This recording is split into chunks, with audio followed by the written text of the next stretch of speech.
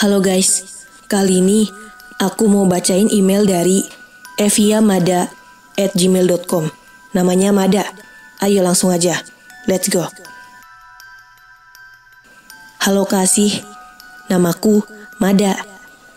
Aku mau menceritakan kisah menyeramkan yang dialami aku dan adikku. Aku punya adik yang suka sekali menggambar, dari mulai makanan sampai tokoh kartun yang dia lihat di televisi. Semuanya dia gambar. Namun, di suatu malam, ketika aku iseng melihat buku gambar adikku, ada satu gambar yang aneh. Buku gambar itu menampakkan satu patung tanpa badan yang terdapat di sebuah gedung. Aku tahu gedung yang digambar oleh adikku, karena letak gedung itu tidak jauh dari rumah. Bahkan dari jendela rumah, aku bisa melihat kemegahan gedung kosong itu. Namun, ada satu yang membuatku heran. Aku tidak pernah melihat ada patung tanpa badan yang ada di sana. Lalu, patung apa yang digambar adikku? Tanpa menunggu, aku langsung menanyakan pada adikku. Dan jawabannya justru membuat aku ketakutan. Karena dia bilang patung itu sudah lama berada di sana. Dan menurut dia, patung itu sering mengunjungi rumah kami. Termasuk sekarang, saat aku menanyakan hal ini padanya. Entah kenapa, setelah adikku mengatakannya, hawa di rumah menjadi dingin. Lampu rumah tiba-tiba berkedip-kedip. Dan yang lebih menakutkannya lagi, ada suara ketukan di jendela. Aku yang penasaran langsung membuka gorden. Dan aku menyesal dengan keputusan itu. Karena tidak lama setelah aku buka, dari balik jendela terpampang dengan jelas sosok hantu yang dilukis adikku. Hantu itu hanya ada kepala dan setengah dadanya saja. Matanya merah dan terdapat taring di mulutnya. Aku dan adikku langsung melangkah mundur ketika makhluk itu memukulkan kepalanya ke jendela rumah. Makhluk itu juga berteriak, menyebabkan lampu rumah kami mati seketika. Aku dan adikku ketakutan. Tanpa berteriak, orang tuaku yang sudah tertidur bangun menghampiri kami. Ketika itu juga lampu rumah menyala dan hantu itu menghilang. Aku dan adikku sempat bertatapan muka sebentar. Dan sejak saat itu, setiap malam jendela rumah selalu aku kunci dan korden selalu kututup rapat-rapat. Aku dan adikku juga tidak lagi membicarakan patung itu karena takut dia akan merasa terpanggil dan menghampiri kami. Wah guys, itu cerita dari Mada. Serem ya? Buat kalian yang belum kirim cerita, kirim ke ceritamisteriku.id@gmail.com. Bye. Halo guys, masih sama aku. Kali ini aku mau bacain email dari nadiahnaf@gmail.com. Namanya Nadia. Udah penasaran kan? Yuk gas, kita simak ceritanya.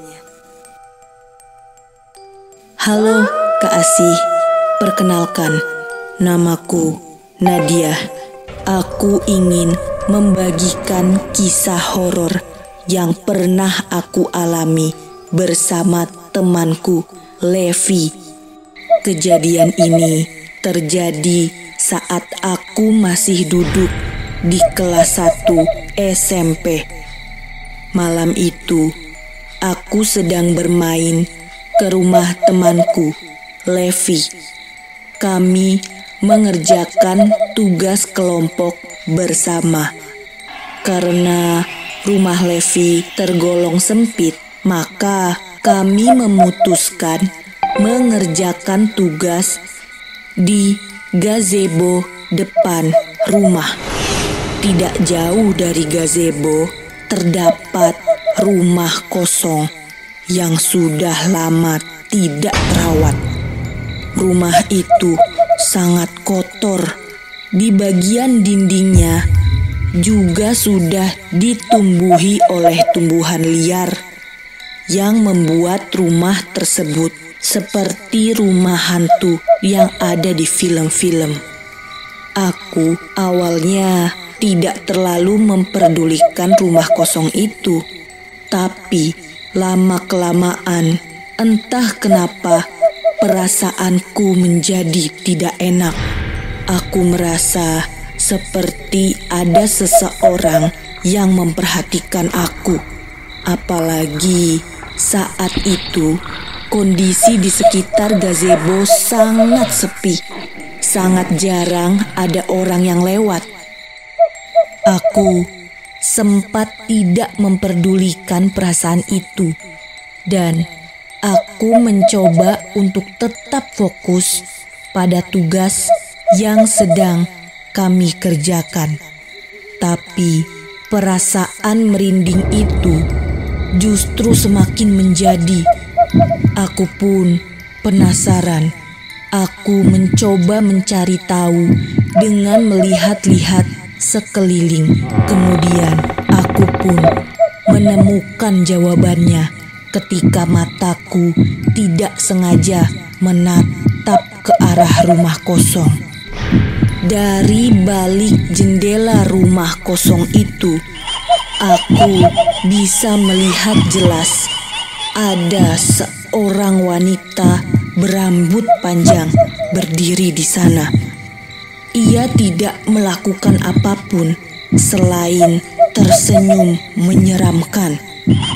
Untuk sesaat, aku seperti bertatapan mata dengannya, hingga kotak mata itu diputus dengan terbangnya wanita itu ke pohon mangga besar depan rumah kosong. Hal ini membuat aku bisa melihat dengan jelas wujud asli wanita itu. Dia merupakan sosok kuntilanak dengan wajah rata. Kuntilanak itu duduk di dahan pohon mangga. Dia mengayun-ayunkan kakinya sembari menatap tajam ke arahku. Tawanya yang melengking membuat Levi yang sebelumnya fokus juga ikutan melihat ke sosok kuntilanak. Seketika itu juga Levi langsung menjerit histeris, membuat aku tersadar dan berlari masuk ke rumah Levi.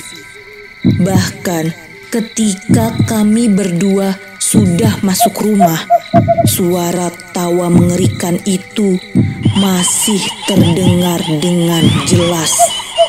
Aku dan Levi yang ketakutan kemudian menceritakan kejadian tadi pada orang tua Levi. Orang tua Levi kemudian menyuruh kami untuk segera mengaji. Kami membaca berbagai surat yang ada di Al-Quran. Hingga akhirnya kami sudah tidak mendengar lagi suara tawa mengerikan itu. Wah, serem guys pengalaman Nadia. Kalian kalau mau ceritanya aku bacain, bisa kalian kirim ke emailku ceritamisteriku.id@gmail.com. Sampai jumpa lagi, bye.